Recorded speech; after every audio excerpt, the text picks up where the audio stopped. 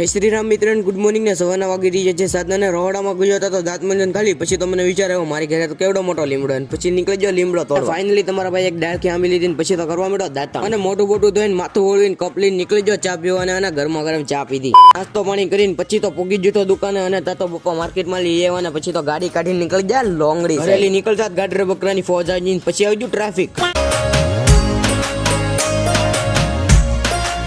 Finally વાડીએ પૂગી જાય ને આયા તો કાનાદાનો ભાઈબંધ હું તો, પણ કાનાદા તો અહીંયા ખાટલે બીડી પીતા હતા તો એની સ્ટાઈલ. અને જે પડામાં કપાવીને હતા એ પડામાં નીકળી ગયો, ને આજે 6 વીણીનો કપા, અને આજે તો ભાઈ ઉપીને નહીં કપાવીણવા લગાડી દીધો, અને એને ઠેલી વેલી ગોતી નીકળી ગયો હું કપાવીને, પછી મંડાણા કપાવીણવા. ક્યારેક લીલો આવે તો ક્યારેક હુકા જ, પછી અદુ આવ્યો ગોથા ખાતો ચા લઈને પછી તો ગરમ ગરમ ચા ટપકારી હો. અને તો ટમેટી એવી, પણ ટમેટીમાં ટમેટા તો ને પણ ફાલ ઘણો. અને પછી તો તમારા ભાઈ એકાકી ઠેલી ભરી લીધી, પછી સીધો તો જમવા જવાનો ટાઈમ ને તમે વિચાર કરતા છો કાનાદા ચશ્મા કેમ પહેરી, એવું નથી મિત્રો, એને મોતિયો આવેલો છે. એની બ્લોગ સારો લાગ્યો તો જય શ્રી રામની કોમેન્ટ કરવાનું ન ભૂલતા, ને સબસ્ક્રાઇબ કરવાનું.